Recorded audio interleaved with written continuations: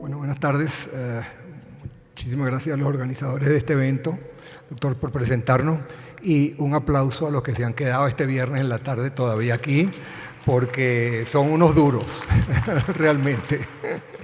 Bueno, en los próximos, no sé, 30 minutos aproximadamente, que creo que es lo que tenemos asignado, voy a tratar de hablar dos elementos que son, primero, lo que muy brevemente, que estamos aquí, que no lo tenía programado, pero cuando vi algunas de las charlas anteriores, ayer y antier, me pareció que era importante saber de qué estamos haciendo y de dónde venimos. Entonces, el tema de la cuarta revolución industrial, que es un elemento de un término que estarán leyendo y probablemente escuchando cada vez con mayor frecuencia, y es importante entender a qué se refiere. Ahí el término, algunas veces, yo soy venezolano, y nosotros que estamos viviendo la más trágica dictadura militar que se está viviendo en el país y que se jactan de hablar de una revolución, lo que ha sido una destrucción absoluta del país. Gracias a Colombia y a los colombianos porque han dado el apoyo a tanta gente de mis compatriotas que están aquí ahora, pero vamos a salir de eso en algún momento y por eso el término, algunas veces he hablado de la revolución y me dicen, ¿qué es esto? ¿De qué estás hablando? Estás hablando algo del gobierno de Venezuela y no tiene que ver nada con esto. Esto es el verdadero sentido de una revolución.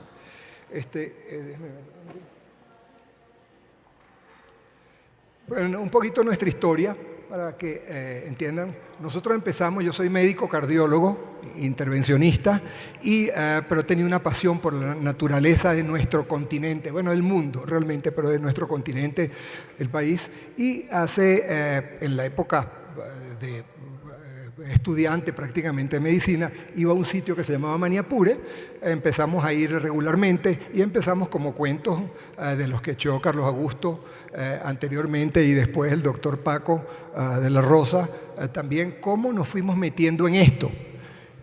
Entonces se creó esta Fundación Maniapure que se ha convertido en un modelo que ya tenemos 25 años trabajando como una fundación y se ha hecho un modelo de atención que decimos que es un modelo en 3 niveles, en el cual existe el grupo de personas que consultan, existen los super especialistas y en el medio hemos generado una organización que se llama el Centro de Triaje Virtual o el Centro de Referencia Virtual, no importa.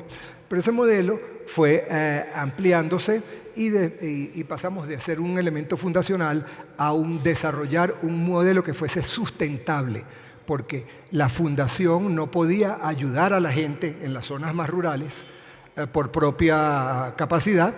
Entonces buscamos la forma de que hubiera algún modelo que hiciera que las personas que trabajaban voluntariamente, hubiera los que recibían algún pago por eso. De ahí nos fuimos ligando con la ATALAC, que es la American Telemedicine Association, que tenía su capítulo de Latinoamérica y del Caribe, que fue un poco una etapa anterior a la creación de la ATALAC. Hemos trabajado con organizaciones, combinándonos también en diferentes modelos de atención, con un sistema de telemedicina que han trabajado en Canadá, en la zona más fría, más al norte, prácticamente cerca de Groenlandia, y hemos tenido esa alianza y nos ha permitido trabajar en conjunto en Ecuador, Bolivia y Venezuela, haciendo este tipo de trabajo. El eco, este tipo de actividad que hemos tenido ha tenido bastante eco a nivel global, latinoamericano, pero global también. Y hemos querido, sí ha habido un elemento que nos ha interesado muchísimo de trabajar fundamentalmente, ha sido mantener los mayores estándares de calidad en todo lo que hacemos. Y para eso, cuando hemos entrado en cada uno de los países, en Venezuela primero y después en Ecuador, en Bolivia, en Colombia, hemos querido trabajar con las academias de cada uno de estos países para que podamos ver. La ingeniero Sandra Aguilera, que está aquí con nosotros, nos acompañó y nos ha acompañado cuando hemos ido una vez al año para demostrar y tratar de explicar a la academia, a los académicos de medicina en Colombia de lo que seguimos haciendo. Bueno, esto es alguna de las empresas con quien a quienes le hemos ido dando servicio en diferentes sitios. Esto es con la Universidad de San Francisco de Quito, hemos trabajado con el área petrolera, con industrias farmacéuticas. En Perú estamos trabajando con el sistema de clínicas internacionales, en seguros en Venezuela, Corporación Andina de Fomento, etc. Y eso es lo que nos ha permitido avanzar. En Colombia hemos estado como una IPS habilitada en prestación de servicios a través de telemedicina. Aquí están los diferentes elementos. En Venezuela y en Perú estamos trabajando actualmente. ¿Cuál es el objetivo fundamental de lo que hacemos? ¿Y qué es lo que queremos vender? Si ustedes se concentran que estos son los dos problemas de la salud global actualmente. Son dos. Todos hablamos de las maravillas que se puede hacer en medicina, trasplantes de órganos, prótesis, etcétera, etcétera. Pero ustedes imaginarían ¿cuántas personas en el mundo que necesitan un trasplante de riñón pueden tener un trasplante de riñón? ¿Ustedes creen que el 60%, la mitad de la población, resección de una aneurisma en el cerebro, creen que le llega eso al 60 o 40 o al 70%? Bueno, los resultados desencantan. Porque realmente es menos del 10% de la población del mundo que tiene acceso a ese tipo de salud. Entonces, con la telemedicina lo que estamos haciendo es tratamos de reducir la exclusión. Todas las constituciones del mundo dicen que todo el mundo tiene derecho de salud, que es gratuito, que eso es un derecho de nacimiento. El hecho de haber nacido en el país tal, y los nombro todos, dicen eso es un derecho que tiene la gente. Y resulta que no les llega. Aunque lo digan las leyes, no se cumple. Entonces, hay que hacer eso y reducir los costos en salud, que es otro de los problemas que no permiten que entre más gente en el sistema. Aquí estoy en algunos de los sitios trabajamos en el Casanare y en el Meta. Y hemos estado trabajando recientemente en un proyecto amazónico. En las zonas, aquí estaría el río Amazonas, y eso incluye los países Guyana, Venezuela, Colombia, Ecuador, Perú, y en un sitio que a mí me ha encantado y lo visité a principios de este año, que es en Leticia, que es en este increíble río que es el Amazonas, y tomada esta foto desde el río. Esto es Perú, la provincia de Loreto. Esto es el pueblo pegado a Leticia, y esto se llama Tabatinga, y están 3 países en este sitio reunidos. Bueno, esta foto la puse porque nos llamó la atención. Yo nunca había cargado una boa, y es lo que uno se encuentra allí. Para llegar desde Bogotá a Leticia se tarda 1 hora y 50 minutos en un avión jet. Yo vivo en Caracas, y de Caracas a Bogotá son 1 hora y 30. De aquí a Leticia son 1 hora y 50 minutos. Y no hay otra forma de llegar sino en avión o por el río Amazonas. Entonces imagínense lo que ocurre en esos casos. Me concentro ahora en el tema de la cuarta revolución industrial, que es lo que va a generar los cambios de lo que todos estamos viendo. El proceso de revolución, en este caso, se refiere al proceso de transformación económica, social y tecnológica que se inició en la segunda mitad del siglo XVIII. En el Reino Unido. Y eso fue sencillamente cómo cambió la vida de toda la gente, los campesinos, la gente que hacía artesanía, que hacía lo que fuese, con la máquina de vapor. Fueron las primeras máquinas que existieron. Eso cambió todo, convirtió en un desastre. También las ciudades empezaron a crear, las ciudades crecieron muchísimo, y ella trajo el mayor conjunto de transformaciones económicas, tecnológicas y sociales en la historia de la humanidad. Bueno, ustedes han visto este tipo de fotografías. La revolución industrial fue un cambio que ocurrió para finales de los años 1800, en la época que nuestros países estaban empezando su lucha de independencia, etc. La segunda revolución industrial, ustedes probablemente la han oído bastante, que es las cadenas de ensamblaje y la especialización del trabajo. Ahí, en vez de hacer una persona, hacer una carreta o carretilla, no sé cuál es el término que utilizan aquí realmente, para unir a sus caballos, se dedicó a una persona a hacer las ruedas, otra hacia el eje, otro, y fue esa variación. Y la tercera revolución industrial sí me tocó a mí vivirla, porque yo estaba estudiando en los años 70, haciendo posgrado, y fue la entrada de los sistemas digitales, en los cuales toda la información es o sí o no. Todo es digital, se refiere solamente a eso, y es la forma de que toda la información se transmite. ¿Cuál es la cuarta revolución industrial? Y yo quiero que esto se entienda. ¿Qué es? La revolución industrial es que la digitalización, la parte tecnológica, resulta que el ser humano se ha atrevido a llevar a digitalizar al ser humano. El descubrimiento del genoma, que fue publicado en el año 2001 en esta revista Nature, ha cambiado y se hizo prácticamente, se pudo digitalizar como un código de computadora toda la información genética que nosotros llevamos, que son, bueno, indeterminadas. Entonces, la cuarta revolución industrial lo que está haciendo es cómo ha entrado esta informática, de todas estas computadoras, todas estas imágenes que estamos traduciendo y trasladando a través de esa información, se puede acoplar al individuo. Y les voy a ilustrar algunos datos porque yo creo que son sumamente importantes. Esto ha tenido un concepto que ya no quiero prolongarme mucho, pero esto dice que la droga mágica inclusive se ha convertido lo que ha acelerado todo, porque vamos a ver desde el punto de vista diagnóstico, de tratamiento, toda la prevención está girando alrededor de eso.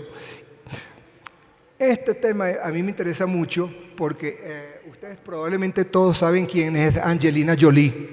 Yo no sabía quién era Angelina Jolie, nunca la había escuchado, veo poco televisión, pero cuando vi esto me impresionó. Esta señora es una esposa de un artista muy famoso, ella es muy famosa, muy vista, pero esta señora le habían dicho que tenía una hermana con cáncer de seno.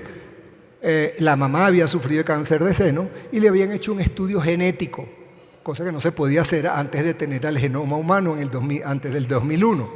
Y le dijeron, mire señor, usted tiene alto chance de tener un cáncer de seno. Bueno, esta señora, una artista, muy linda mujer, decidió hacerse mastectomía bilateral, se quitó los 2 senos sin haber tenido ningún cáncer diagnosticado. No se había demostrado una célula maligna en ella y ella decidió quitarse ambos senos. Esto ha sido un impacto de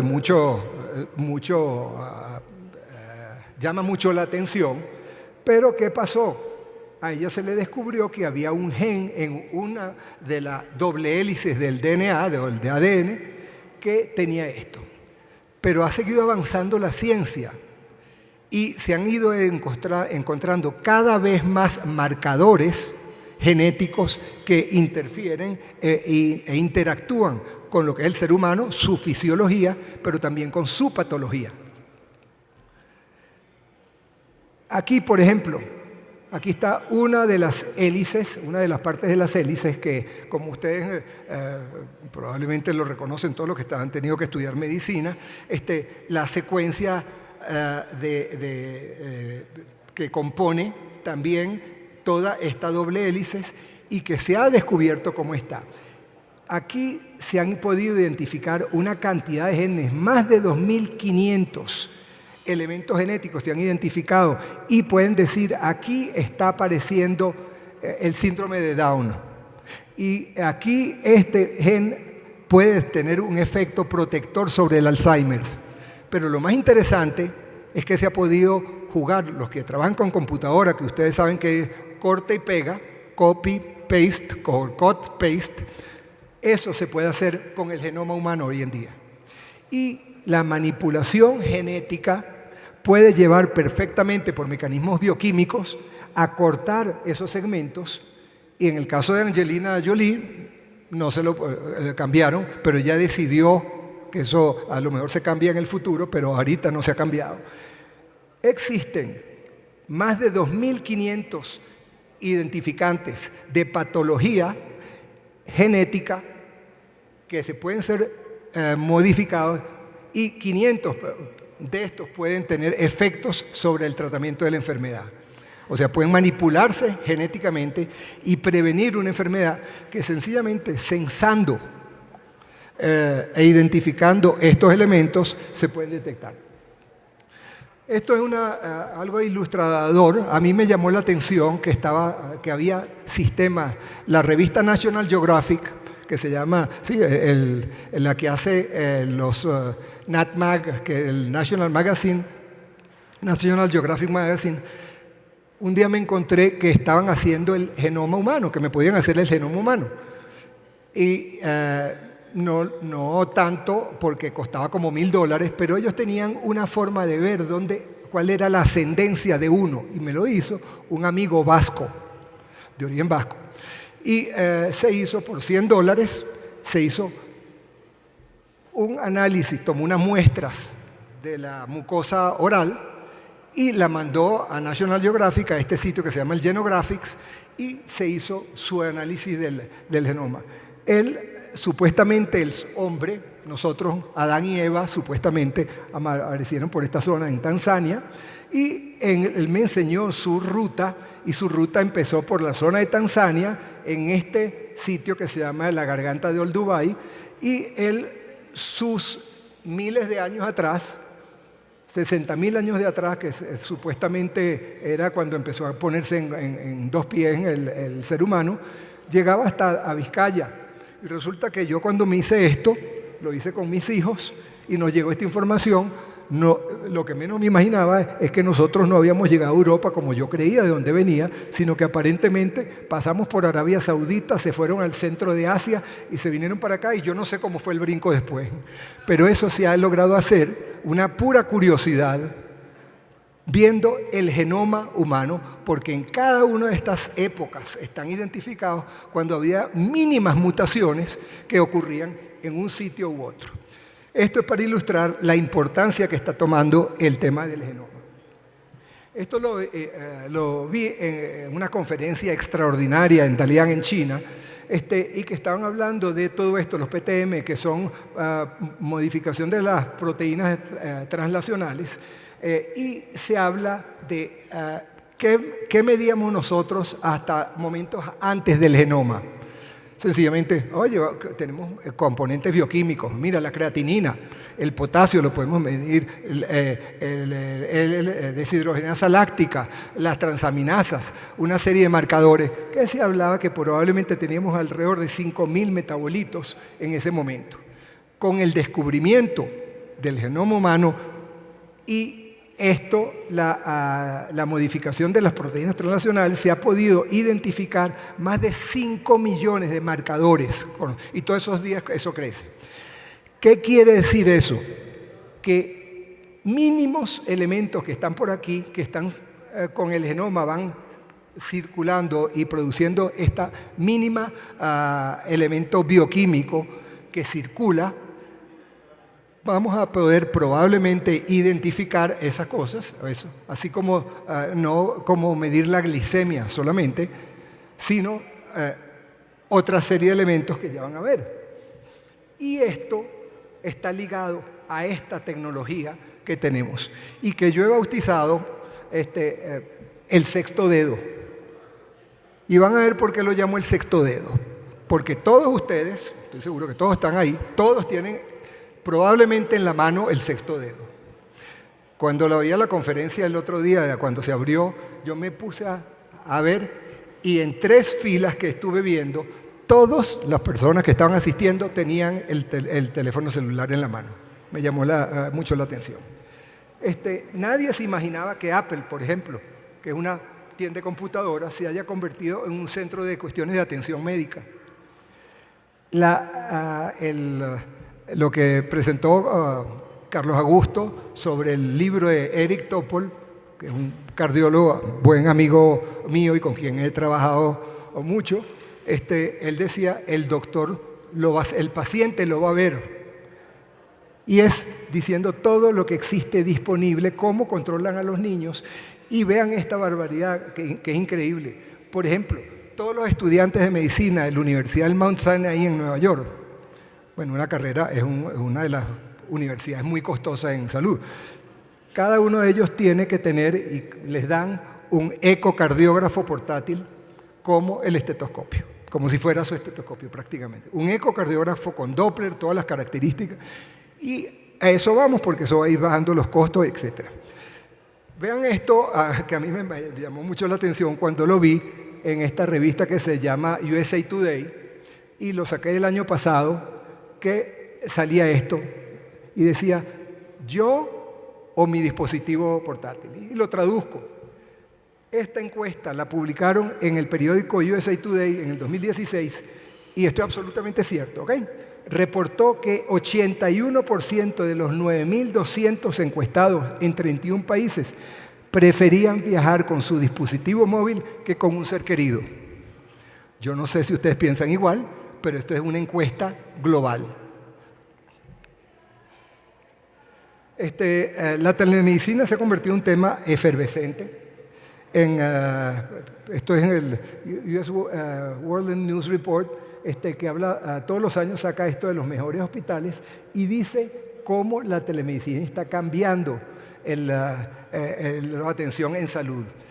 Una asociación, que es quizás de las asociaciones más importantes de Estados Unidos, definió y no le había dado mucho tiempo a la telemedicina porque no les creían que era intrusión de la tecnología en la atención de salud y tuvo que sacar lo que se llama position paper, que es para ver qué recomienda la Asociación Americana de Médicos de Medicina Interna sobre el tema. Y habla de otro punto que ya se tocó, el problema de que la gente entienda que aquí se está ahorrando muchísimo dinero usándolo. De las cosas que más tranca la progresión de la medicina, de la telemedicina, es la cantidad de gente que por ignorancia cree que la telemedicina o la utilización de consultas a distancia es de segundo nivel. Si todo el mundo tuviera derecho a lo que tiene el 10% que yo les hablaba al principio, de tener acceso a un médico de uno a uno, eso sin duda sería lo mejor. Cada uno tiene su médico que le dé la mano y le conozca, pero eso es inalcanzable porque la población del mundo crece más rápidamente y la proporción de médicos es cada vez menor. Entonces hay que buscar herramientas de otro tipo. Este es el paciente del futuro.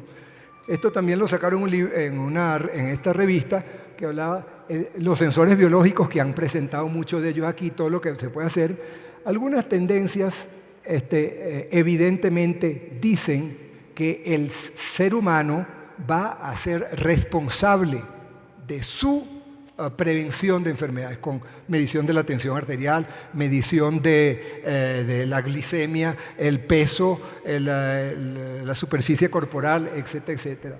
Y hay tendencias novedosas en países europeos y en China que ese derecho que yo les hablaba antes, el derecho de la salud, no se está viendo ya como un derecho en salud, sino como una responsabilidad del individuo. Y hablan hasta de que las personas se eduquen, por ejemplo, que el uso del tabaco, se les enseña en los colegios a los niños los peligros del tabaco o de la obesidad y se les va enseñando. Cuando llegan a los 18 años y están fumando, los van a educar como problemas de rehabilitación y si dicen en estos proyectos de salud que llegan a los 25 años de edad y no han parado, a pesar de que los han educado y los han reeducado, los han tratado, salen de la cobertura global de salud. Y esos son temas de política sanitaria muy importantes. Bueno, este es casualmente Eric Topol, que lo habían nombrado. Esto es todos los dispositivos que se pueden ver, que lo han presentado varias veces aquí. ¿Cuáles son vean estos elementos interesantes y nombro a Eric otra vez. Fíjense esto. Y esto a mí me llamó muchísimo la atención. Y tiene que ver con lo que habíamos hablado antes. La Universidad de Pensilvania, la utilización de animales, de perros pastor alemán. No siguen ni los collie, ni los gran danés, los pastor alemán. son capaces de, con 90% de certeza, diagnosticar pacientes con cáncer de ovario. Patólogo, ¿dónde está Paco? No está por aquí. Los patólogos, yo les he hecho broma a los patólogos amigos míos y les digo, ustedes van a dejar de trabajar porque se va a hacer diagnóstico, a lo mejor con perros oliendo o un equivalente. No va a ser necesario tener una anatomía patológica para poderlos detectar por todos esos componentes que hay. Un teléfono inteligente actual contiene el equivalente a 2.000 millones de transistores y puede procesar la información que le llegue desde sensores. Y esos sensores son lo que huele el perro. El perro está oliendo algo que nos circula y que es uno de esos 5 millones de elementos que se han podido detectar y que son representantes de patologías o no. El desarrollo de sensores para medir signos vitales, evaluar piel, ojos, oxígeno en la sangre, metabolistas, buenos o malos. Muchas empresas están trabajando sobre olfatos electrónicos que serían aplicables para detectar tumores malignos de ovario, pulmonares, gástricos, colorectales y hasta próstata. Esto yo lo saqué y lo tenía para unas conferencias que di hace como un año. Y hace 2 meses que iba a repetir, me puse a buscar, bueno, vamos a ver qué está pasando con los perros. ¿Realmente los perros sirven para detectar tumores ginecológicos? Bueno, y me enteré de una cosa mucho más interesante. Por ejemplo, en Valencia, España, hay, y lo pueden meter en YouTube y lo consiguen rápidamente, hay un centro, un hospital que tiene uno de sus departamentos, es la formación para perros que detectan cáncer de próstata, también con 90% de sensibilidad. Esto fue lo que saqué más recientemente. En la clínica La Fe en Valencia, España, olfato de perros Border, Collie y Luca poseen olfato 40 o 60 más por ciento que el ser humano y detectan metabolismos. Ellos los entrenan a estos perros, tienen como una escuela de perros para detectar tumores. Y eso está proliferando en muchos sitios, cosas que uno no se imagina que ocurren. Bueno, vean esta otra cosa que está haciendo la telemedicina. Y yo digo que el nombre de telemedicina va sencillamente a desaparecer. Esto va a ser medicina y no más. El término de tele se les va a quitar porque sencillamente cada uno de ustedes anda con su sexto dedo y nadie les está diciendo que ustedes sean telepersonas o nada de eso. Ustedes son una persona con algo que les facilita la comunicación y ya está. Pero vean esto, el hospital del futuro, la casa del hospital, se están reduciendo los hospitales, y ya van a ver, y se está yendo a la casa. Reducción del número de hospitales en Estados Unidos. En 1975, cuando yo estaba haciendo mi posgrado, había 7.156 hospitales en Estados Unidos, y en el 2013 ha llegado a 4.900. O sea, en toda esa época, casi 40 años, se ha reducido en 30% el número de hospitales y camas de hospitales.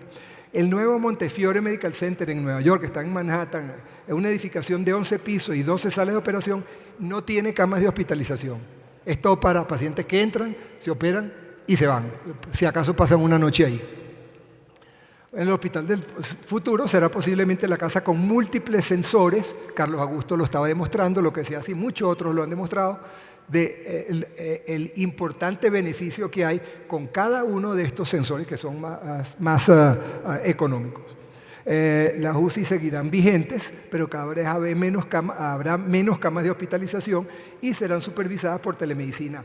Hoy en día TeleUCI es una de las áreas que está creciendo muchísimo y está en manos de enfermeras principalmente, y los médicos especialistas están viéndole o desde su casa o desde otra parte del hospital. Lo imperativo, como hablaba antes, es reducir costo y reducir exposición de los pacientes a las infecciones hospitalarias. Bueno, el otro término muy de moda ahorita es el IoT, que es el Internet of Things, que es cómo se está manejando en la vida diaria. La gente que antes de montarse en su carro para ir a su casa, prende por su teléfono el aire acondicionado para que esté prendido, o la calefacción si hace falta, o que la cocina empiece a cocinar en el microondas tal cosa, y todo eso lo vas a poder hacer a distancia. Tan es así que ustedes han estado viendo los Uber. Yo ahorita estuve en Ámsterdam hace poco, y en Ámsterdam hay 60 Uber caminando, andando, sin chofer. Andan con un chofer ahí, pero que no maneja nada porque están en prueba. Pero los barcos está pasando lo mismo, y esto que salió este año, a mí que me gustan los aviones, Boeing anuncia un plan para construir el avión de transporte sin piloto. Uno aprende todos los días, inclusive los médicos, que nos creemos que sabemos y estudiamos mucho y no sé qué, pero uno aprende muchísimo de los pacientes. Y uno todos los días aprende con pacientes. Esto me pasó hace un mes, o no, 2 meses quizás. Un paciente que he visto desde hace mucho tiempo con una diabetes tipo 1, insulino dependiente, muy bien cuidado. De repente le pregunto a él, si hay algunos que no son médicos, le pregunto cómo está la glicemia, y él me trae la glicemia. Le pregunté cómo está la hemoglobina glicosilada. No, Tomás, déjame ver. Entonces le dije, quítate la camisa para examinarte, y de repente le veo que tiene esto pegado. Y yo le digo, ¿qué es eso? No, esto es mi sistema de control que tengo ahorita para mi diabetes, y déjame decirte cómo está la hemoglobina glicosilada. Este sensor está funcionando midiendo cada minuto las glicemias y las está guardando, las transmite o a un aparatico como un control remoto que él tiene, o lo transmite a su teléfono celular. Y esto se coloca, pasa 2 semanas con él, se puede bañar con eso y todo, y eso lo que tiene es una microaguja, mucho más pequeña que una aguja de insulina, y eso está transmitiendo todo eso permanentemente. Esto lo hace, se llama Freestyle, y lo hace, no sé si es Abbott o no sé cuál de las empresas es, pero son equipos costosos, pero esa es una forma de controlar la glicemia. Otra cosa que me llamó la atención es unas Olimpiadas. Lo que está pasando con la tecnología, toda esta gente que han sido personas handicap, hoy en día corren más rápido que los que no tienen handicap. Es un amigo mío que tuvo una sepsis terrible, le dieron muchísimos vasoconstrictores para poderle salvar la vida, perdió las 2 manos, y tiene puestos sus 2 brazos artificiales, y está hecho un artista, toca piano. La edición genética es lo que le decía, y esto es lo que está pasando. La modificación, la identificación de cada vez más parámetros, y nos van a permitir especular. Estoy trabajando, me gusta ver la parte del futuro, hacia dónde estamos yendo, porque todo esto va a hacer que la medicina dentro de 5 años sea totalmente diferente a lo que nosotros estamos haciendo. Y ha llegado a tanto la especulación y la pretensión del ser humano que hay una universidad en Estados Unidos que se llama Singularity University, que está haciendo muchas cosas pensando en futurismo. Este señor José Luis Cordeiro, que yo había admirado, él es cofundador de esa universidad, él es venezolano de origen, y lo llamé hace poco para que me contara, y me dice, acabo de publicar mi último libro, y se llama, ¿dónde está el libro? El libro se llama A la muerte de la muerte, es el título, ustedes lo pueden buscar, y él está hablando y están especulando, por supuesto que es especulación, es futurismo, pero como lo hizo Julio Verne, de que pueden manipularse los genes de tal forma que el proceso de envejecimiento, de la apoptosis, de la lisis de la célula, todo eso sean manipulados genéticamente, y podría hasta llegarse a que la gente se rejuvenezca. Y bueno, este es José Luis Cordeiro, y lo pueden conseguir en cualquier sitio. Bueno, esto ha sido muy enriquecedor trabajar. Yo tuve la oportunidad de conocer e interactuar con este señor Nicolás Negroponte, que fue el padre de un sitio muy importante que es el Media Lab de MIT en Boston, que es un tipo que hizo que aparecieran las tabletas, los iPads y todo eso, basado en esto, y es un individuo que dice la conectividad va a ser global. Aquí no va a haber que estar teniendo internet en ningún sitio, el internet va a estar naturalmente allí. Y cuando me lo dijo, al año siguiente estaba Google mandando todas sus otras cosas. Pero lo importante, y con esto termino, es que Maniapure, que fue lo de los primeros que hablaba, esto es, por ejemplo, en la Gran Sabana en Venezuela, que es uno de los sitios más bellos que yo he pisado en la vida. Con telemedicina le damos asistencia a esta zona. Aquí no se puede entrar sino por vía aérea. Hemos ayudado no solamente en la salud, sino en la educación de los niños. Y esto fue el día que los niñitos de preparatorio pasaban a primer grado y le dieron a la Fundación Maniapure esto en agradecimiento. El sexto dedo. Adiós y muchas gracias.